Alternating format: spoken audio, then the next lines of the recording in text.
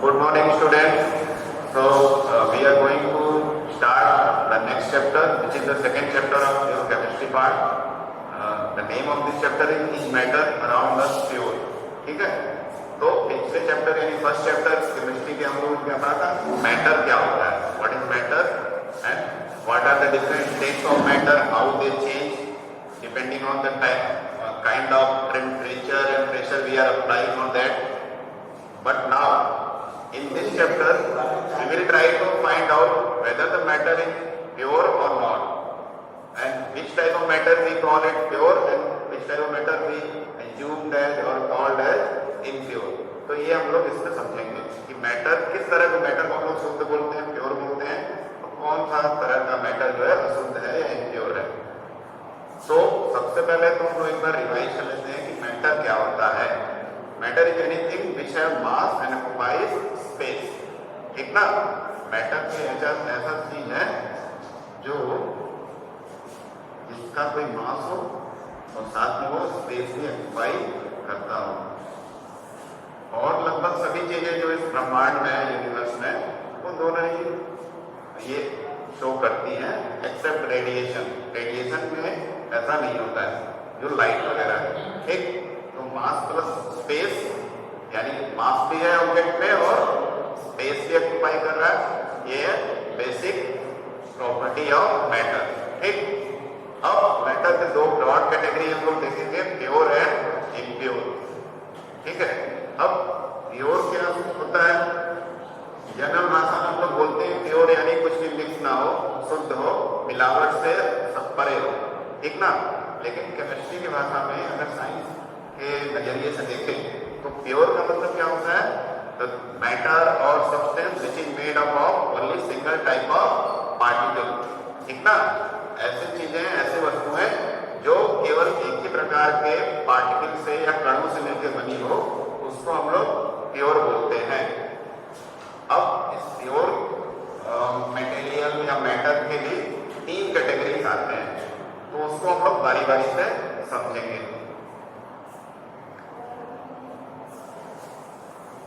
सबसे पहले एलिमेंट.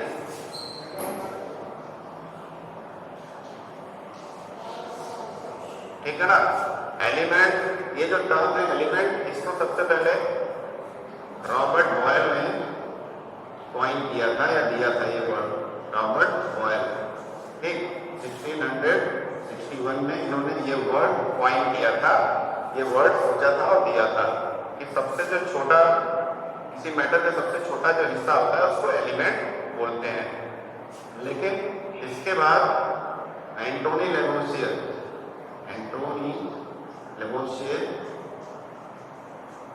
जिनको कि फादर ऑफ केमिस्ट्री में बोला जाता है,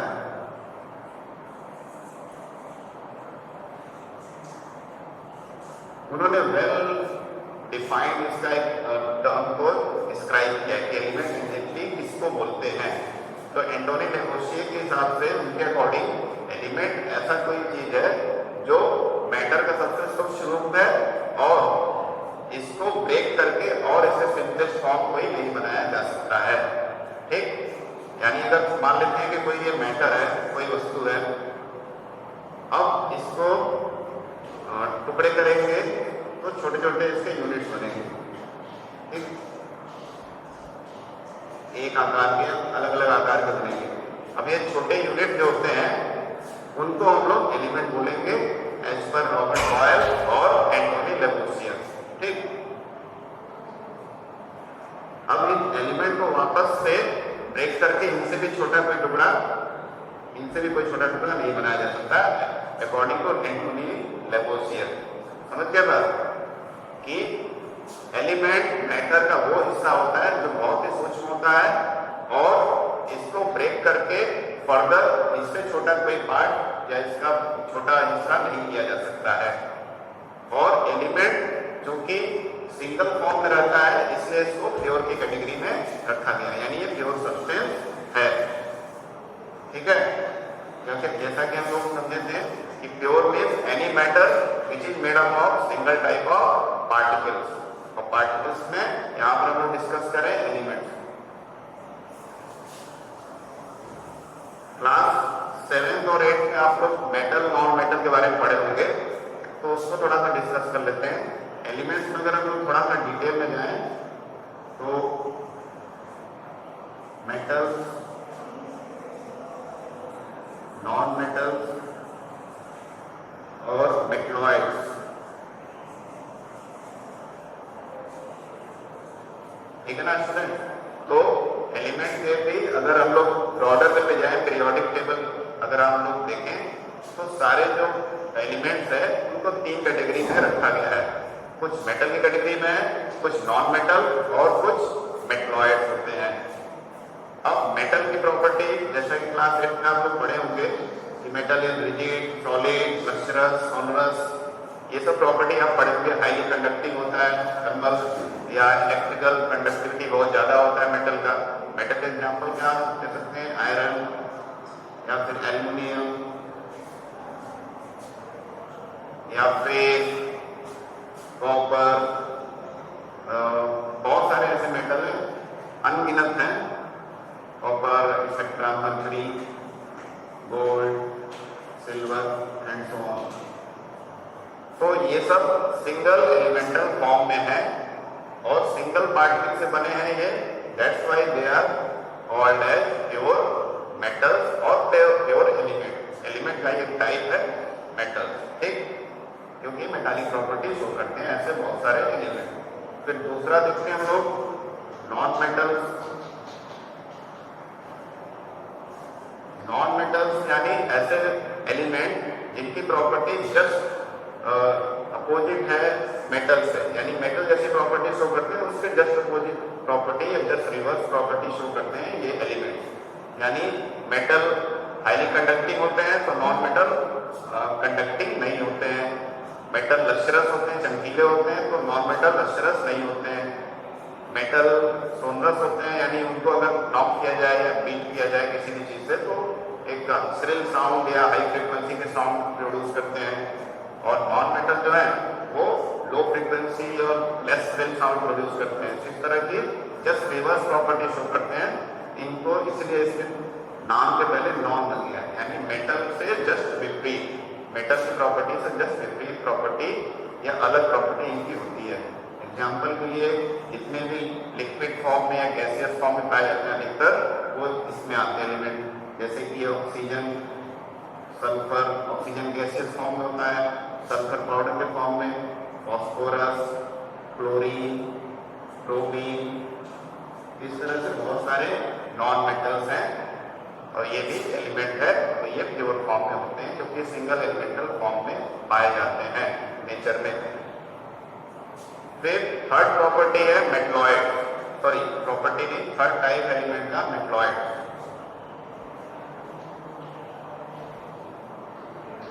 मेटलॉइड्स, अब इसके वर्ड को ध्यान से देखें, मेटल ऑइड्स यानी मेटल के जैसा लेकिन हमेशा नहीं।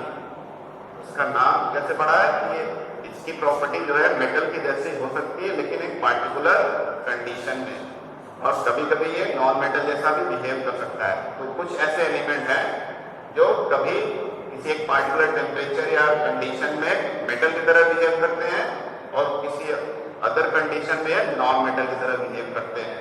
इसलिए इस तरह के कुछ एलिमेंट जो है 7 या 8 उनको अलग कैटेगरी में रखा गया है, उनका नाम रख दिया गया मेटलॉइड्स। जैसे इसमें पोलोनियम आता है, boron, silicon, germanium, arsenic and many more, not many more, only 7 or 8 are there in metalloid category। तो इस तरह से एलिमेंट के ये 3 ब्रॉडर कैटेगरीज हैं और अप्रोक्सीमेटली इन तीनों को मिलाकर पीरियोडिक टेबल देखेंगे तो 110 प्लस एलिमेंट्स पीरियोडिक टेबल में होते हैं। अभी भी रिसर्च चल रहा है, बहुत सारे एलिमेंट इन्वेंट या रिसर्च के द्वारा पाए जा रहे हैं। तो ये ओवरऑल इतने होते हैं और ये सारे ही प्योर कैटेगरी में आते हैं क्योंकि सिंगल फॉर्म में रहते हैं, सिंगल पार्टिकल से मिलके बने हैं। अब आते हैं सेकेंड कैटेगरी पे, प्योर मेटल के दूसरे कैटेगरी पे कंपाउंड। कंपाउंड समझते हैं, ये आप लोग समझ जाएंगे। आइयो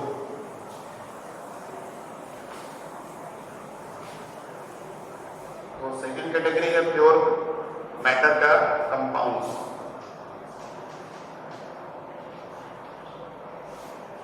कंपाउंड्स यानी ऐसे कुछ केमिकल जो दो या दो से ज्यादा एलिमेंट के कंबाइन होने से बनते हैं। अभी हम लोगों ने एलिमेंट पढ़ा तो सिंगल फॉर्म में रहते हैं, यानी एक अकेले रहते हैं, एलोन फॉर्म में कर सकते हैं, लोनली रहते हैं। लेकिन जब वो कंबाइन होते हैं किसी एक फोर्स के द्वारा, जिसको हम लोग इलेक्ट्रॉनिक बॉन्ड या इलेक्ट्रोस्टैटिक बॉन्ड बोलते हैं, आगे आप लोग आगे के चैप्टर में पढ़ेंगे, तो किसी फोर्स की वजह से जब दो या दो से ज्यादा एलिमेंट पास में आ जाते हैं और एक नया फॉर्म लेते हैं, एक नया रूप ले लेते हैं, तो उसको हम लोग कंपाउंड बोलते हैं। जैसे कि मान लीजिए ये सोडियम, ये सोडियम मेटल है, इसको Na से रिप्रेजेंट किया जाता है, और ये है क्लोरीन एलिमेंट, इसको Cl से, जैसा कि अभी मैंने एग्जाम्पल बताया था, ये मेटल है और ये नॉन मेटल है। ठीक, तो अभी फिलहाल के लिए थोड़ा समझ लीजिए, मेटल पे हमेशा पॉजिटिव चार्ज होता है। कैसा चार्ज होता है? पॉजिटिव। और नॉन मेटल पे नेगेटिव चार्ज। ठीक, तो पॉजिटिव चार्ज नेगेटिव को अट्रैक्ट करता है, नेगेटिव पॉजिटिव को। तो दोनों चार्जेस के बीच में जो अट्रैक्शन हो रहा है, उस अट्रैक्शन फोर्स को इलेक्ट्रोस्टैटिक फोर्स बोलते हैं। कौन सा फोर्स बोलते हैं? इलेक्ट्रोस्टैटिक फोर्स, जिसकी वजह से वो दोनों चार्जेस पास में आ जाते हैं और एक नया कंपाउंड बन जाता है, एक नया कुछ बन जाता है NaCl, जिसको कंपाउंड बोलते हैं। ठीक ना, NaCl यानी सोडियम क्लोराइड, या जिसको सॉल्ट भी बोलते हैं, ये बन जाता है, दिस इज अ कंपाउंड। ठीक, ये कंपाउंड बन जाता है। इसी तरह से बहुत सारे एलिमेंट, अलग अलग एलिमेंट अलग अलग दूसरे एलिमेंट से कंबाइन होकर के कंपाउंड बनाते हैं, अलग अलग फोर्स से। इलेक्ट्रोस्टैटिक फोर्स होता है, कोवेलेंट बॉन्ड फोर्स, और भी फोर्सेस होते हैं, जिसकी हेल्प से एलिमेंट कंबाइन होते हैं और नया स्ट्रक्चर फॉर्म करते हैं, जिसको कंपाउंड बोलते हैं। और अब इसमें ये बात है कि ये प्योर क्यों है? प्योर इसलिए है क्योंकि ये जो कंपाउंड बन गया, NaCl हो गया, या और कोई जैसे कि ग्लूकोज ले लेते हैं C6H12O6, या फिर सुक्रोज ले लेते हैं, सूरत C12H22O11, ऐसे बहुत सारे हैं, बड़े फार्मूले इसके हैं। तो ये सब इसलिए प्योर में रखे गए हैं क्योंकि एक जब कंबाइंड हो जाते हैं तो इससे अगर फोर्स लगाकर इसको ब्रेक करते हैं, यानी हीट या अलग कंडीशन अप्लाई करते हैं, तो जल्दी ये ब्रेक होते नहीं है। एक्सट्रीम कंडीशन में ही ये ब्रेक होते हैं और एलिमेंट में टूट जाते हैं, यानी इनकी स्टेबिलिटी बहुत ज़्यादा होती है। ठीक ना, तो स्टेबल रहते हैं और कंबाइंड रहते हैं लंबे समय तक, एक एक्सट्रीम कंडीशन तक। दैट्स वाई ये एक सिंगल केमिकल या सिंगल कंपाउंड की तरह बिहेव करते हैं, सिंगल मैटर की तरह बिहेव करते हैं, इसलिए इनको प्योर में रखा गया है। ये मिक्सचर की तरह बिहेव नहीं करते, हालांकि ये कई एलिमेंट का कॉम्बिनेशन है बॉन्ड के थ्रू, लेकिन ये इजीली सेपरेट नहीं होते हैं, इसलिए इसको प्योर में रखा गया है। ठीक है, अब आते हैं थर्ड टाइप पे, प्योर मैटर के थर्ड टाइप पे, जिसको कि मॉलिक्यूल बोला जाता है। Molecules, molecules means when two or more atoms combine together they will form molecules, just like we have just discussed the compound, it is the similar way they are combined together। तो जैसे कि मान लेते हैं कोई element है या कोई एटम है, कार्बन का एटम है, कार्बन को C से लिखते हैं, वो किसी और एलिमेंट से, ऑक्सीजन से कंबाइन हो गया, तो क्या बना दिया? CO। CO क्या हो गया है? इसको क्या बोलते हैं? Carbon monoxide, carbon monoxide. ठीक ना, तो ये बन गया मॉलिक्यूल। और ये भी कैसे बना? ये भी किसी फोर्स की वजह से, दोनों एलिमेंट में कुछ फोर्स ऑफ अट्रैक्शन रहा होगा, इसकी वजह से बना है। इन सारे कंपाउंड और मॉलिक्यूल के बारे में आप चैप्टर 3 में क्लास 9 में पढ़ेंगे, तो no need to discuss here completely, we will completely discuss और explain it in the third chapter. यहाँ पर आप ये तो समझ लीजिए, ये जिस तरह कंपाउंड बनते हैं एलिमेंट की हेल्प से, उसी प्रकार से ये मॉलिक्यूल भी बनते हैं एलिमेंट के कॉम्बिनेशन से with the help of some attractive force. Okay, ठीक है ना बच्चों? ठीक है, तो अब हम लोग आते हैं इम्प्योर पे। Impure, what is impure matter या व्हाट आर इम्प्योर मैटर?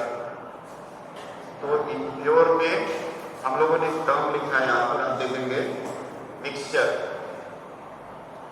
यानी साइंस की भाषा में या केमिस्ट्री के पॉइंट ऑफ व्यू से देखें तो मिक्सचर मतलब वो होता है, ऐसे वस्तुएं होती हैं जो बहुत सारी चीजों का कॉम्बिनेशन हो, ठीक? कॉम्बिनेशन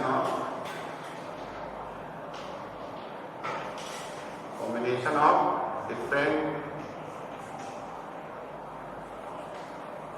टाइप ऑफ सब्सटेंसेस, ठीक ना?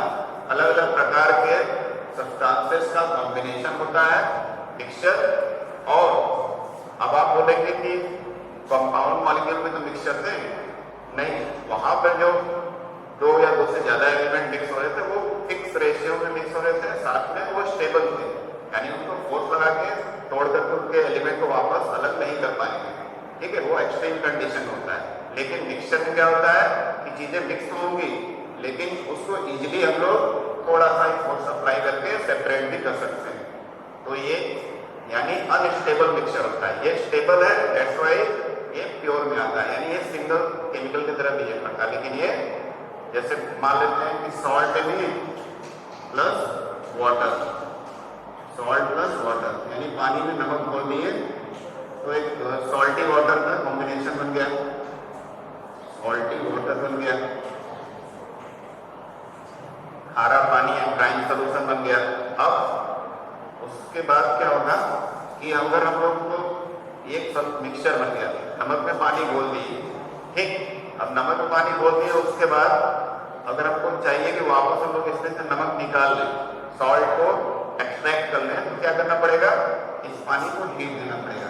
किसी बर्तन में रख करके हीट करेंगे तो पानी इसमें सेपरेट हो जाएगा और सॉल्ट बचा रहेगा सेडिमेंट के रूप में, ठीक है?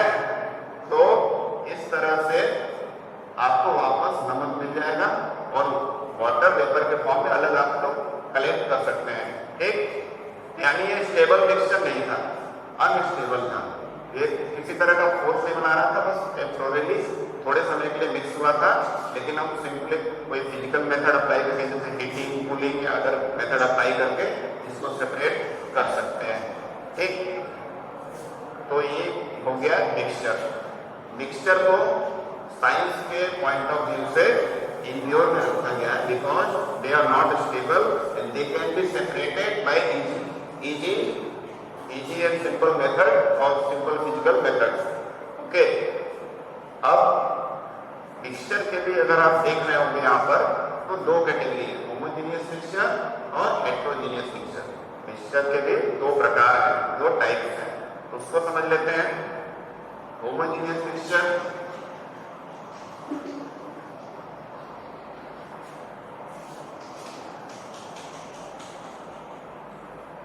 होमोजेनियस मिक्सचर, होमोजेनियस यानी कंप्लीटली और थ्रू आउट मिक्स हो जाएगा, ठीक ना? जैसे एग्जांपल के लिए अभी हम लोगों ने डिस्कस किया, तो मान लेते हैं बीकर लेते हैं, एक बीकर ले लिए, या आप एक्टिविटी अपने घर पे भी कर सकते हैं, कोई कांच का ग्लास लेकर भी कर सकते हैं। ठीक है बच्चों, शांत रहिए।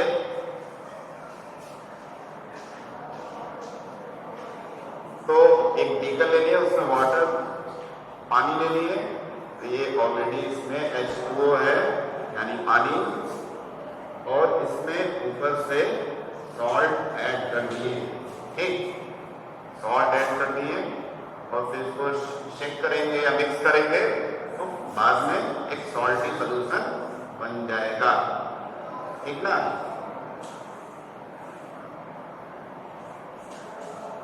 यानी इसमें सॉल्ट प्लस वाटर का कॉम्बिनेशन या मिक्सचर है, पानी और नमक घुला हुआ या पानी में नमक घुला हुआ है। तो इसमें घुलने के बाद हम लोग देखेंगे कि सॉल्ट जो है कहीं भी दिखेगा नहीं, उसके मॉलिक्यूल्स या उसके पार्टिकल्स जो हैं छोटे छोटे पानी में कंप्लीटली मिक्स हो गए हैं। पूरा जहाँ तक पानी इस कंटेनर में भरा हुआ है उसमें कंप्लीटली मिक्स है। कहीं कभी हम लोग पानी का एक बूंद निकालेंगे, उसको टेस्ट करेंगे तो सॉल्ट ही रहेगा।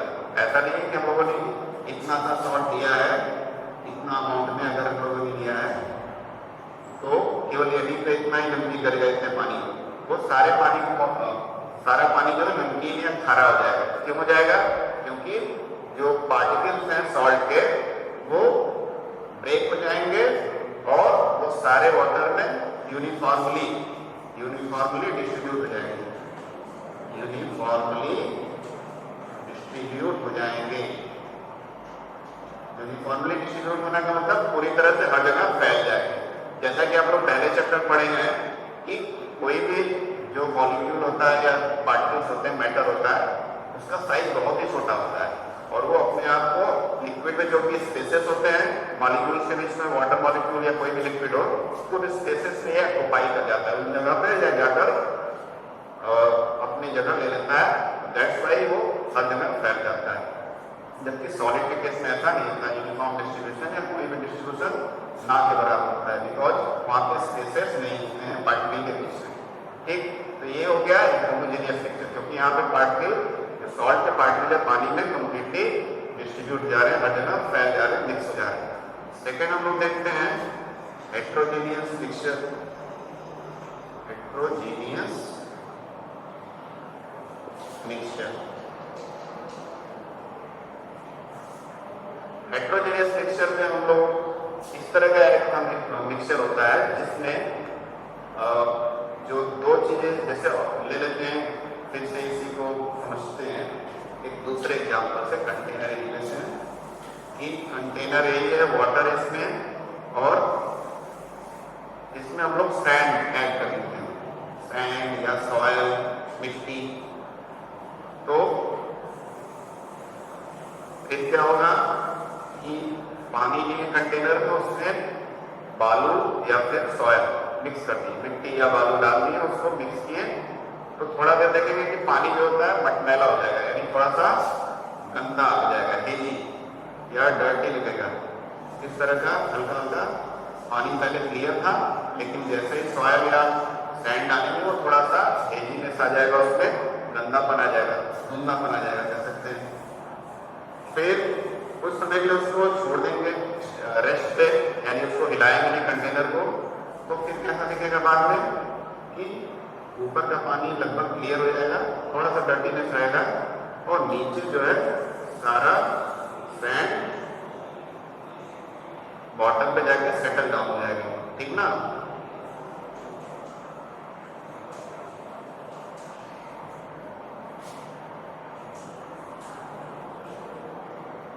ओके, तो इससे हम लोग क्या समझे कि ये जो मिक्सचर बना ये स्टेबल नहीं बना, यानी इसमें यूनिफॉर्म डिस्ट्रीब्यूशन नहीं बना।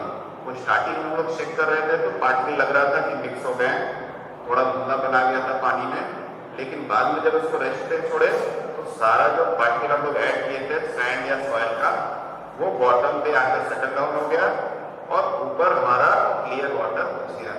तो ये अनस्टेबल मिक्सचर है और नॉन यूनिफॉर्म डिस्ट्रीब्यूशन है, यानी पूरी तरह से सैंड का पार्टिकल वाटर में मिक्स नहीं हो रहा है। दैट्स व्हाई इसको हेट्रोजेनियस मिक्सचर बोलते हैं, because particle is not uniformly distributing around the in the other matter in which we are adding it ना।